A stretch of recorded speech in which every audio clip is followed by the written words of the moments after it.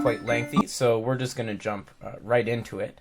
So previously we examined the action of SL2C on the Riemann sphere, where the longitudinal line here is the real numbers and the equatorial line is the complex unit circle.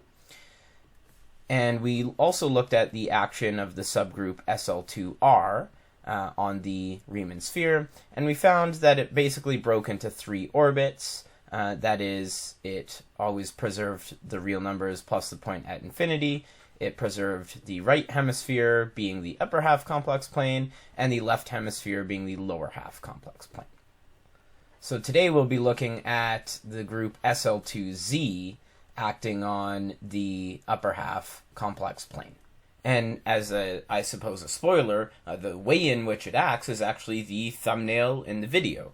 Well, except for my face in the text, I'm not sure how to describe an action of SL2Z on my face at this point in time.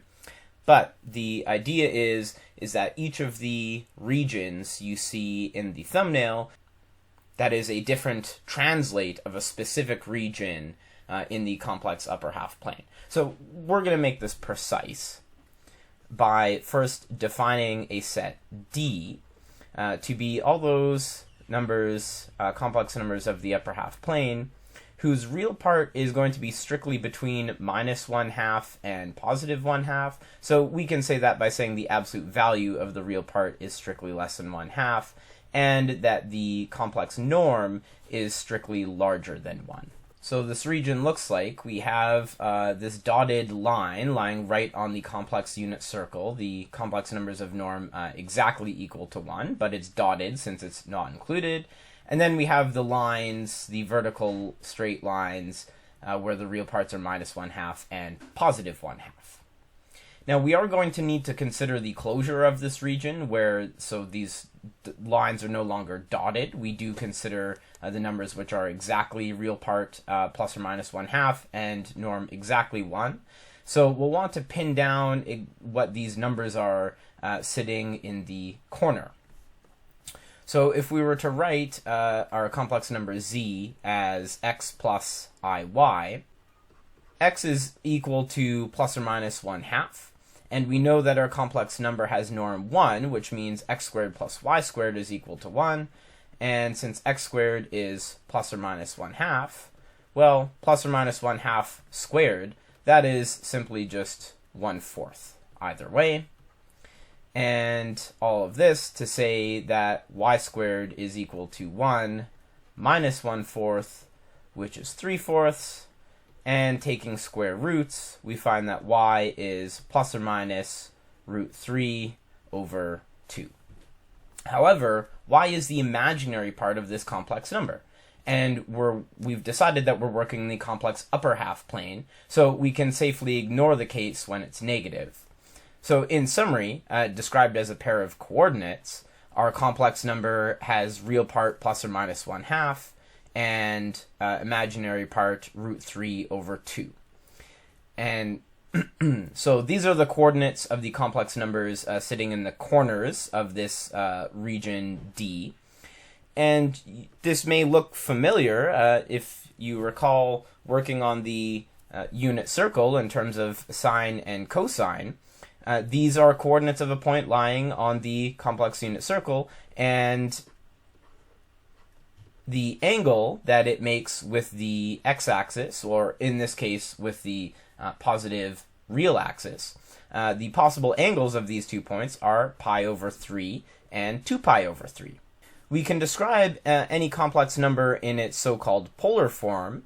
Z is r multiplied by e to the I theta, where r is simply the norm of z, which in our case is 1. And, well, we've figured out already what the angles are. And so here theta is just the angle it makes with the real axis. And so we get a description of the 2 points as e to the pi I over 3 and e to the 2 pi I over 3. So we'll give a special name to this second quantity. We're going to call it rho. And the other quantity is actually the negative of rho conjugate. So recall that in polar form, to conjugate a complex number is simply to make its exponent negative. And for complex numbers on the unit circle, this is just the same as just completely inverting the number, since it has its norm is 1. Okay, now to say what I mean about the way that SL2Z acts, we're going to pack everything up into one big theorem that we're going to spend our time proving today. So part A of this theorem states that for all complex numbers in the upper half plane, there exists some gamma, which is in the group gamma naught, which is a shorthand we're going to use for SL2Z, such that gamma applied to Z is in the closure of the region D that we defined above. So what this is saying is that if I have any complex number floating around somewhere in the upper half plane, I can always find a matrix of SL2Z to translate it, perhaps not right in the region D, but at least on its borders. Part B of this theorem says that suppose I have two complex numbers which are not equal, and they both already belong to the closure of this region D. Furthermore, we're going to suppose that W lies in the orbit of the point Z under SL2Z. So recall that the orbit, this is just the collection of points, say tau, such that gamma applied to Z is equal to tau for some gamma in SL2Z. So if it is the case that we have 2 points in the closure of our region D, and they're related by some matrix of SL2Z, then there's a couple possibilities. Well, in this case, since Z and W are not the same, it's clearly not the identity matrix that are relating them. And the two possibilities are that either the real part of Z is equal to plus or minus 1/2, in which case W would be equal to Z minus or plus 1/2. So this says that if they are related, if they are both in the closure and they are related by some matrix of SL2Z, then it must be the case that Z is right on the boundary, the left boundary, and W is simply a translate to the other side. The other possibility is that Z has norm 1, and W is equal to negative 1 over Z. So in this case, Z would be somewhere on the lower boundary, and W would essentially be a reflection of sorts across that boundary. So the point is if you ever have 2 points which both belong to the closure of this region, and they're related by some matrix, well, either they're the same point and it's the identity, or they're both on the boundary and some simple translate of sorts of each other on the boundary. Now this prompts a special definition, so I'm going to define the matrix S to be the matrix 0, minus 1, 1, 0, and the matrix T is going to be the matrix 1, 1, 0, 1. And once I've made this definition, notice that T applied to a complex number Z using our definition of Mobius transformations, this is just Z plus 1, so T inverse would be Z minus 1, and so we can use T to describe the first of the cases of part B, and S of Z applied to some matrix is negative 1 over Z, and so this can be used to describe the second case of part B. So these are particularly special matrices in the theory, and the next two parts of our theorem are going to exemplify why exactly. So part C of this says that for all complex numbers of the upper half plane, the stabilizer, so we're going to, as a shorthand, write this gamma naught sub Z. So this is the stabilizer of the point Z with respect to the group gamma. So once again, just to remind you, this is the collection of all matrices gamma in gamma naught. such that gamma applied to z is z. So it just fixes all the points or keeps them stable. So for all the points in the complex upper half plane, the stabilizer is going to be either just the identity matrix or the negative of the identity matrix, unless, and now there's a couple special cases here where we're going to see the matrices we just defined pop up. So it could be that the complex number z is equal to I, in which case the stabilizer of I is actually going to be the group generated by S, and in this case the order, so I'm using hashtag to mean order here, the order of this group is 4. It could also be that z is equal to the point rho, in which case the stabilizer of rho is actually going to be the group generated by the product of S and T, and the order of this group turns out to be 6. And if z happens to be equal to negative rho bar, then, well, we get a somewhat symmetric relation. So it turns out this group is going to be generated by the product of T and S, and of course this was also going to be of order 6. And the final part of this theorem, the climax of this whole video, is proving that the group gamma naught is generated by the matrices S and T separately. Hence the aforementioned special role of S and T. They show up as the only non-trivial stabilizers, and they happen to generate the entire group SL2Z. So as a shorthand, we're going to define the group which is generated by S and T to be gamma prime for now, and so ultimately part D can be read as showing that gamma naught is equal to gamma prime. Okay, first up is proving part A. So this says that for all elements of the complex upper half plane, there exists some matrix of SL2Z such that gamma z is in the region D bar. That is the closure of our region. But what we're actually going to do here is we're going to prove this theorem instead for gamma prime, and A is going to be completed essentially at the end when we show that gamma prime is equal to SL2Z. In fact, we're going to lean on theorem A, proved for gamma prime, to help us prove this fact, and then this fact will be able to come back and help us prove the stronger theorem. So it's not actually circular, but there's some reciprocity going on here, if you will. So I'm drawing the closure of our fundamental domain over on the right side of the screen. And we've already figured out, well, we know that the application of the matrix T to Z is going to give us Z plus 1. So more generally, T applied n times, or its inverse applied n times, will give us Z plus or minus n. So our region here, our region D, or rather its closure, it has width 1.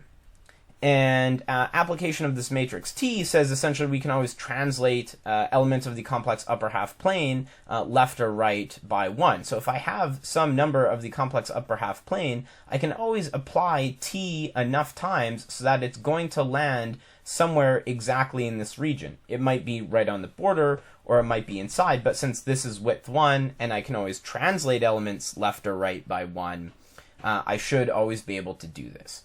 So it seems, could be quite easy to get this point in the fundamental domain. The only problem is, at this point, we could have a point which is very close to the line of real numbers, and so just translating it over might have it remain underneath the complex unit circle, and we need it to be above that line to be in the region D bar. What we need to do is find some other more complicated matrix in order to make sure the imaginary part is also large enough so that it lands in this region D. So we're actually going to do that first, because notice that the application of t to z any number of times does not affect the imaginary part. So if we can first guarantee a large imaginary part and then apply the matrix T, we should be able to get any point in the closure of D. So towards that end, we suppose that we have some matrix G acting on our point Z. And we want to try and make the imaginary part of Z as large as is necessary. So let's examine the imaginary part of G applied to Z, and let's consider holding G fixed, what it would be like if we had another matrix G prime applied to Z, whose imaginary part was at least that of GZ. Well, using our formula we found in the first video, if I take the entries of G to be A, B, C, D, I can rewrite this as the imaginary part of Z over CZ plus D square norm, and this should be less than or equal to the imaginary part of Z, where I'm taking the entries of G prime to be A prime to D prime. This would be C prime Z plus D prime square norm. So canceling the imaginary parts out and rearranging, I find that C prime Z plus D prime in square norm is at most CZ plus D in square norm. And since this is a norm, this also all must be at most this all must be at least 0. Now here's the thing to notice. C prime and D prime, these are integers. And so if I'm thinking of my matrix G fixed, I have some constant on the right, some constant on the left, and if I can only change these things by integer quantities, well, clearly there's only a finite number of C prime and D prime that are going to do the job. Translating this back into the question of what does it look like to have a matrix G prime, have imaginary part applied to Z larger than G, this means that there are only finitely many choices for C prime and D prime to have larger imaginary part than G applied to Z. In other words, for all the possible choices of matrices belonging to gamma prime, of the possible imaginary parts gamma Z could have, there's only finitely many choices, and therefore there must exist some matrix gamma in gamma prime such that the imaginary part of gamma applied to Z is maximal. So this is probably a pretty good candidate then for something that once shifted over by T is going to actually end up in the region, the closure of D. Certainly, the imaginary part of gamma applied to Z is as big as possible. So if this theorem is true, this really ought to work for us. Well, as we already discussed, we know that we can pick n so that applying t n number of times, or possibly where n is negative, to this point gamma z, will make sure that the real part lies between -1/2 and +1/2. So the thing to check then is we want to make sure that the complex norm of this number is at least 1. So we're going to suppose, for the sake of a contradiction, that Tn gamma z has complex norm strictly less than 1. Well, if that's the case, then the imaginary part of the matrix S applied to Tn gamma z, this is equal to the imaginary part of -1 over Tn gamma z. That's just how S acts. And we can multiply both the numerator and denominator by the complex conjugate of the denominator. And bringing the minus sign out in front, we get that this is the negative of the imaginary part of Tn gamma z conjugate divided by the complex norm of Tn gamma z squared. But recall that taking the conjugate of a complex number, that has the property of flipping the imaginary part to its negative, so we get another minus sign coming out in front and canceling out. So we have the imaginary part of Tn gamma z, and because our denominator is now purely real, that can come out in front, and we get Tn gamma z norm squared in the denominator. Now, the matrix Tn, this does nothing to the imaginary part. It only affects the real part. So this is the same thing as the imaginary part of gamma z over the complex square norm of Tn gamma z. But now we've assumed that Tn gamma z is strictly less than 1. So that is, the square of this norm is strictly less than 1. And that would mean that this quantity is strictly greater than the imaginary part of gamma z. However, we've assumed that gamma z, we chose gamma to be a matrix of gamma prime such that the imaginary part of gamma z is maximal. But S and T are, well, by definition, they belong to gamma prime. So certainly their product does as well, and therefore we've achieved a contradiction. This suggests we found a matrix of gamma prime with imaginary part strictly larger. Therefore, we conclude that Tn gamma z must belong to the region D closure.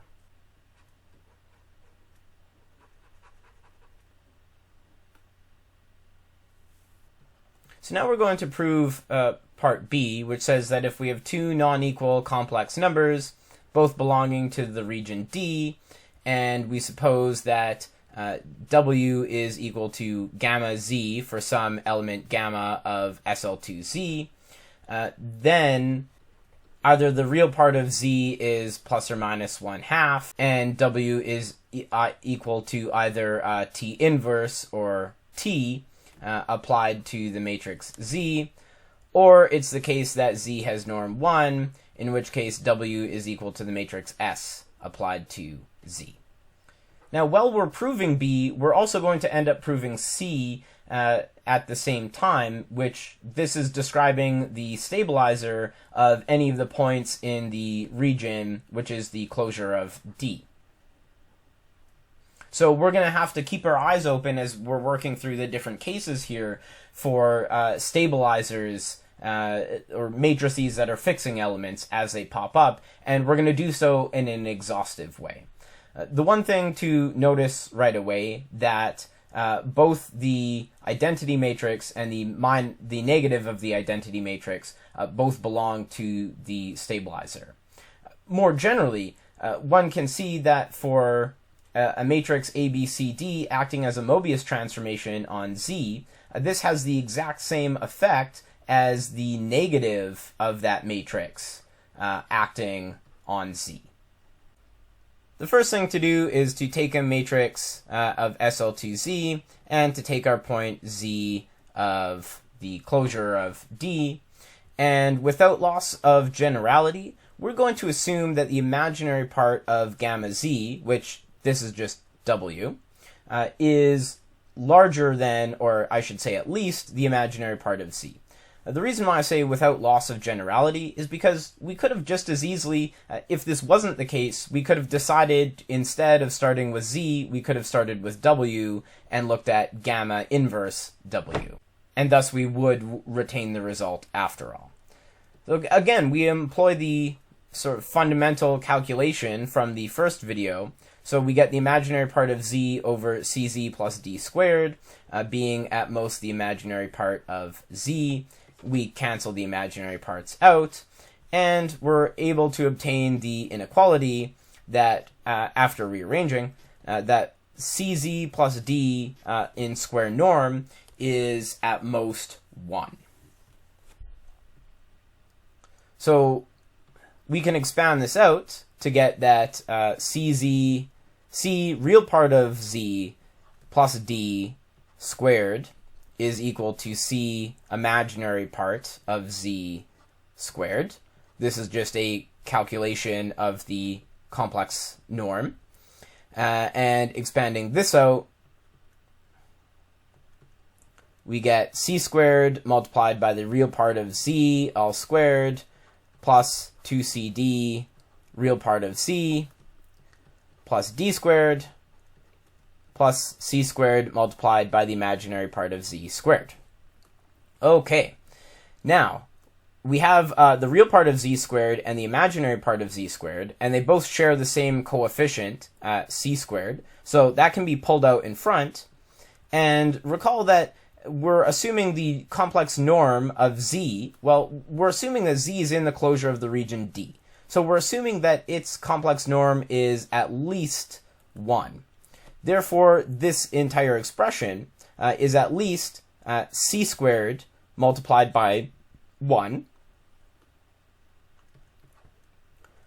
plus 2cd real part of z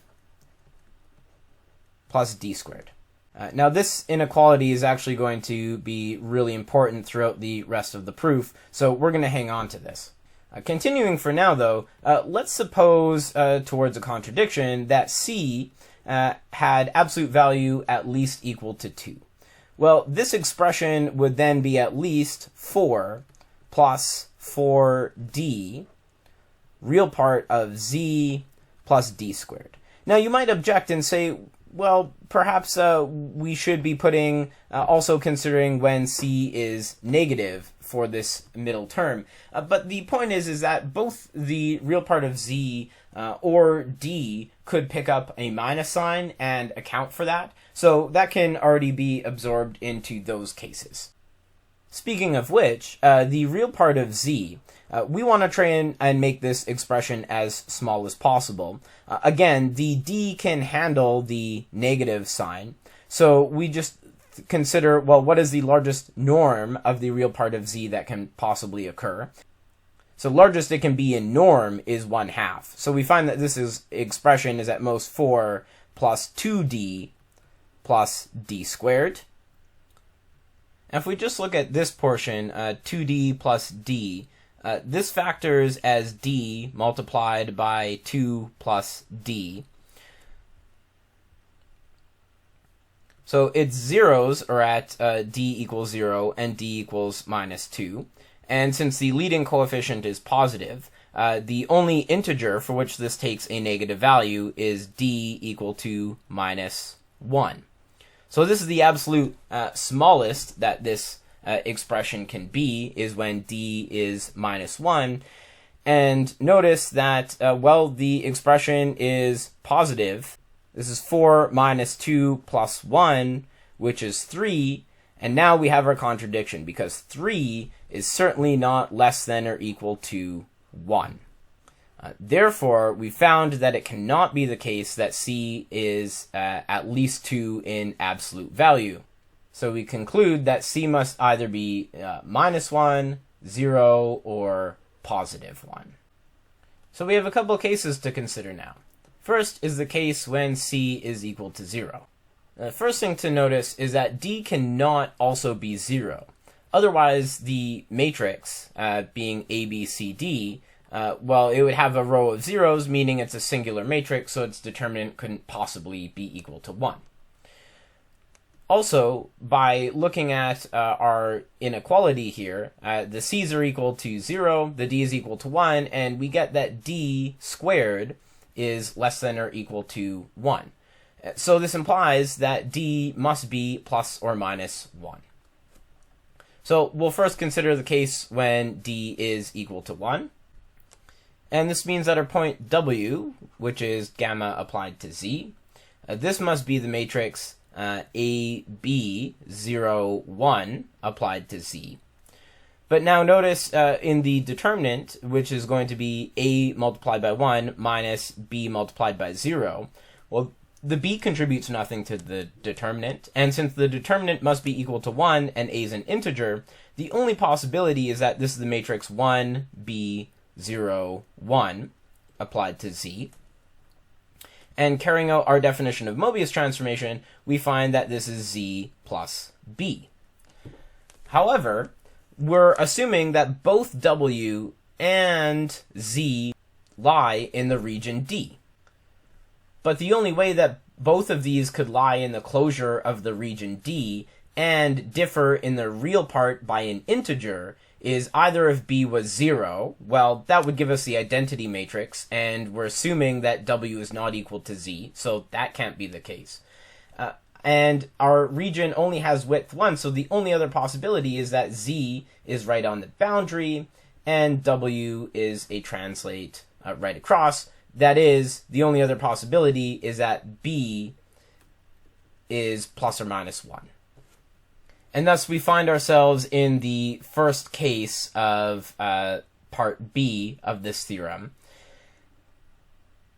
And it should also be noted that there's no fixed matrices going on here. There's no possibility for a fixed point. Z is definitely being translated by some element B.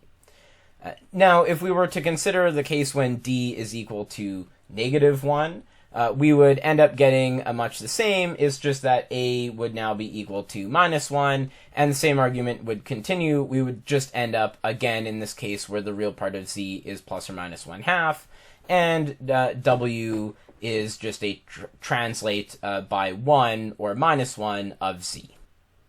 Now we examine a much more robust case, that is, when C is equal to 1.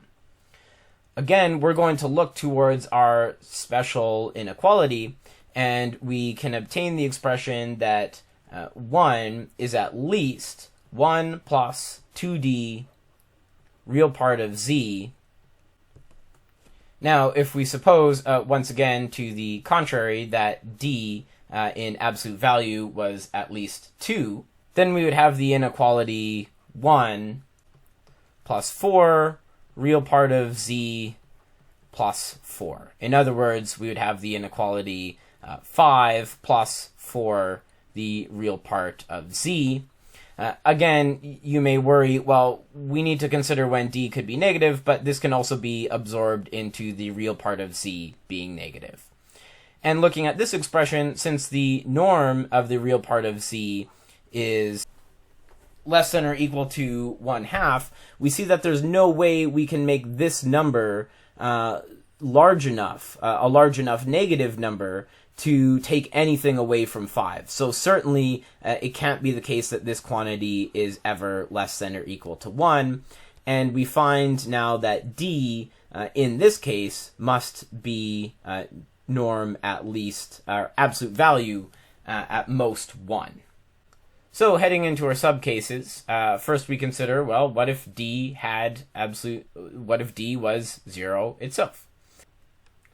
Thus we can appeal to our inequality, or rather how it was originally written, saying that the norm of cz plus d is at most 1. This now just reduces to saying that the norm of z is at most 1. But we're assuming that z lies in the closure of d, which means its complex norm is at least equal to 1. Therefore, in this case, the complex norm of z is equal to 1 exactly. What else is equal to 1? Well, the determinant of the matrix, gamma, A, B, C, D. So the determinant is AD minus BC, and in this case, that just reduces to minus B. So writing this out, we find that our element W, which is gamma applied to Z, this is A minus 1, 1, 0 applied to Z. And writing out using our definition of Mobius transformation, this is AZ minus 1 over Z, which is equal to A minus 1 over Z. The complex norm of minus 1 over Z, this is just 1 over the complex norm of Z, which is equal to 1. Therefore, minus 1 over Z must also lie on the complex unit circle. And so we're looking for possible values of A so that minus 1 over Z can lie on the complex unit circle, and adding A to it will also lie on the complex unit circle. Well, of course, A equals 0 is a permissible value for this.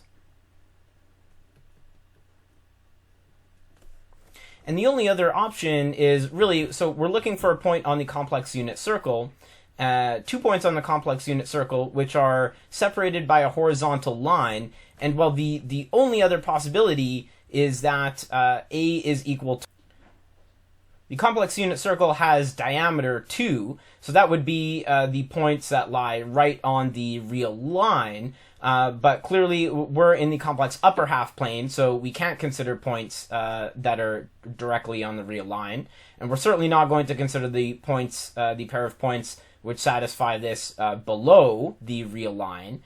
And the only other pair of points on the circle which could satisfy such a translation are exactly rho and minus rho are equal to 1. That would mean that minus 1 over z would have to be rho, in which case a minus 1 over z is minus rho conjugate, because in this case we're really just adding 1 to this value. If negative 1 over z is rho, that means that z is minus rho conjugate. So we have found some fixed point. So minus rho conjugate was the z that we started with, and its image was also minus rho conjugate. So this tells us that the matrix 1, minus 1, 1, 0, this belongs to the stabilizer of negative rho conjugate. The other possibility is, of course, if a were to be equal to minus 1, in which case the exact same reasoning carries forward, except this time we would find that z would be equal to rho, and we would conclude in this case that the matrix minus 1, minus 1, 1, 0 belongs to the stabilizer of rho in this case. Now finally, it could be the case that a is equal to 0, and there's a bunch of cases for these matrices, but remember we're on the hunt for these stabilizing elements, so if we were to suppose that z was stabilized by gamma z, well, in the case where a is equal to 0, this just means that it's negative 1 over z. And if we were to multiply both sides of this by z, this gives us the equation that z squared is equal to negative 1. And this has two solutions. Z could be positive I or minus I. However, again, we're in the complex upper half plane, so we only take the positive solution, in which case we find there's another stabilizing matrix, and that matrix belongs to the stabilizer of the element I. That settles the case when d is equal to 0, and we still want to look at the case when d is equal to 1, as well as minus 1, but we're going to see it's quite similar. Again, we appeal to our inequality in the case of c equals 1 and d equals 1, which tells us that 1 is at least 1 plus 2 multiplied by the real part of z plus 1.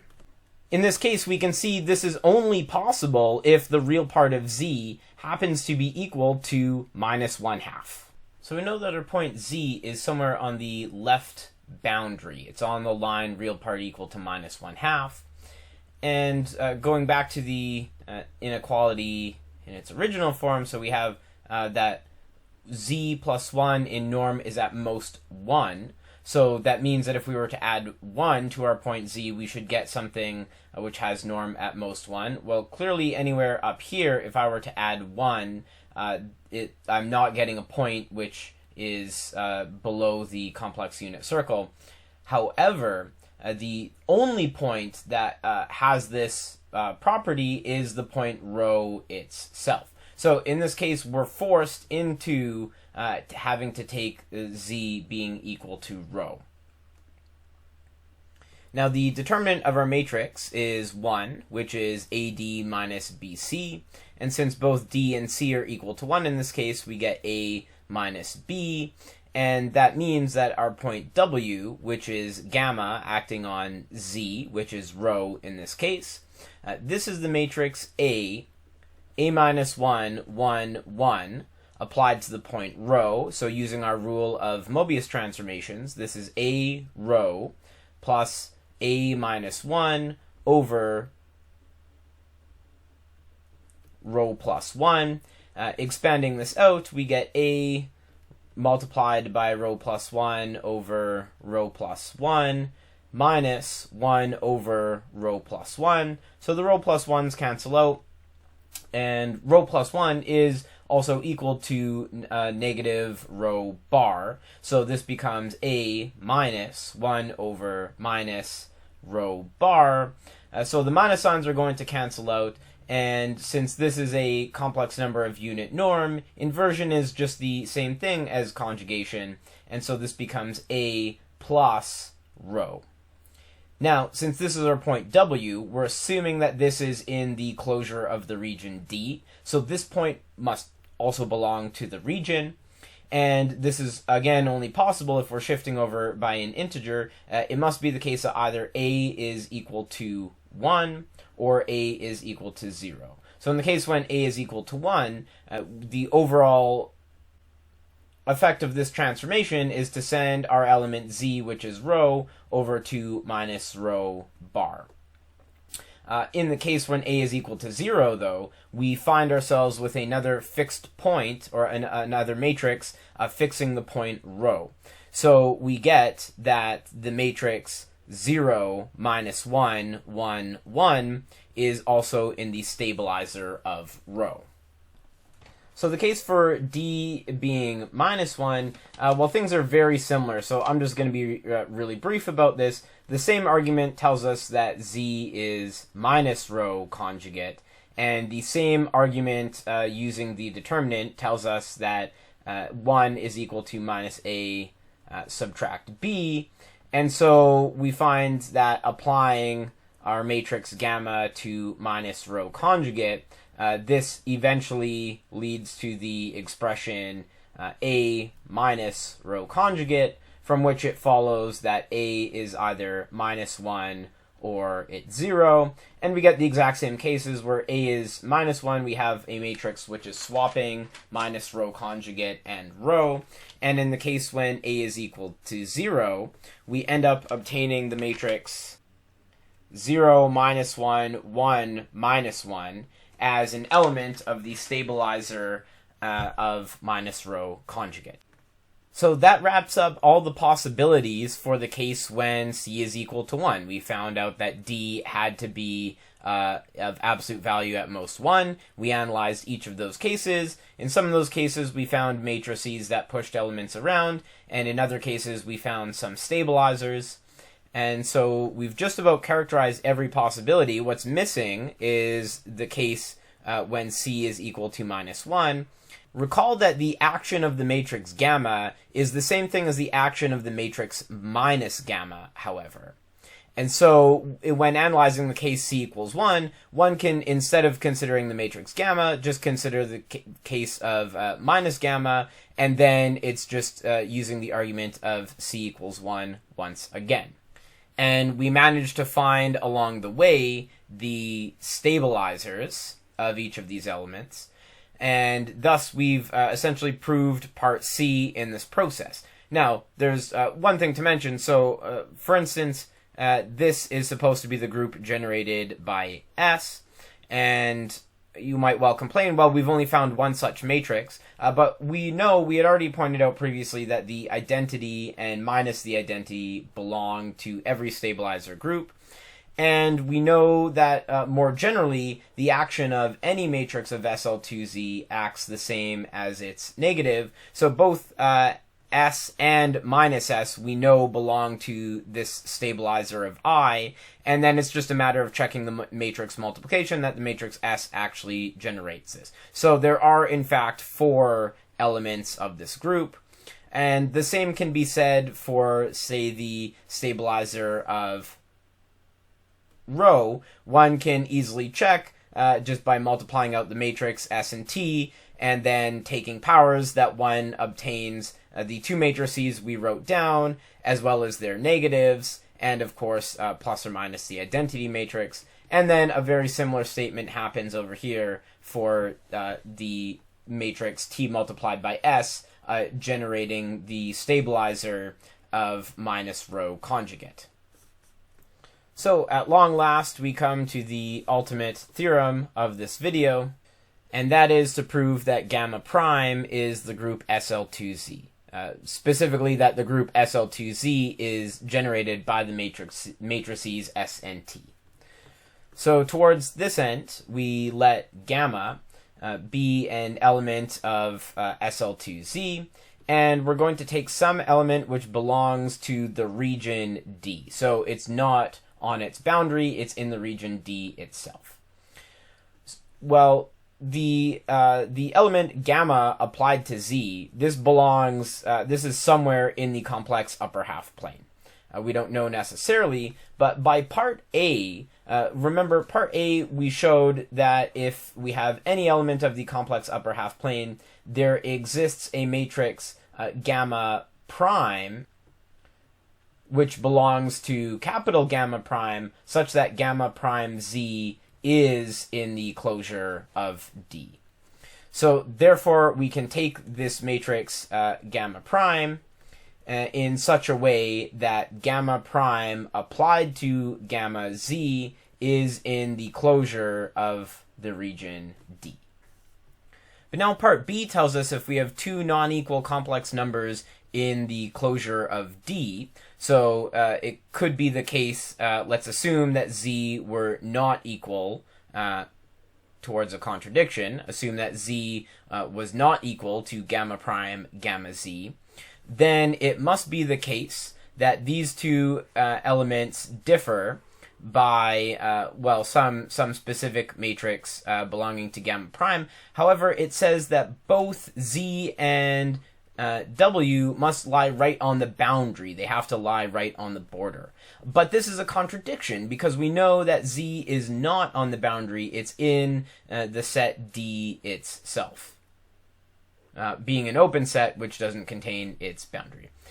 So that means that it must be the case that Z is equal to gamma prime multiplied by gamma applied to Z. Therefore, it's the case that gamma is really the inverse of gamma prime, but since gamma prime belongs to the group capital gamma prime, so does its inverse, and therefore gamma belongs to gamma prime. And by arbitrary selection, we find that in fact SL2Z is contained in the group capital gamma prime, and clearly gamma prime is contained in SL2Z. So therefore, we come to the conclusion, having used geometry, that SL2Z is generated by the matrices S and T. So here's a classic image of what's going on. I just found this in some slides through Google. If you just Google SL2Z upper half plane, an image like this should come up. I think there's a drawing like this in Sarah's book. And so the shaded region with I sub 2, this is the fundamental region that we describe. It's called a fundamental domain. There's a more precise definition of that, but essentially it means the content of the theorem that we just proved. And so it says that every point in the upper half plane can be related to some point in this region. And then you see each of the other regions of the upper half plane are labeled by some word of S and T. And what this means is if you were to apply the matrix S, for example, to every point in the shaded region, it would get mapped to the region labeled with S. Similarly, if you applied every point in the shaded region to the region labeled by S and T, and so on and so forth. And so this gives us the complete picture of the action of SL2Z on the upper half plane. So if instead we're to look at the version I got from Wikipedia, which I used as the thumbnail for my video, one can see that there becomes smaller and smaller of these regions as one approaches the real axis. And this continues indefinitely as one uses other combinations of the words made out of S and T, that is, just using different elements of SL2Z acting on the complex upper half plane. So that does it for this video. In the next video, we're going to understand, well, why do we really care about the action of SL2Z on the upper half plane? Yes, we had some really nice geometric proof that SL2Z is generated by these two matrices S and T, but I mean, is that even really necessary?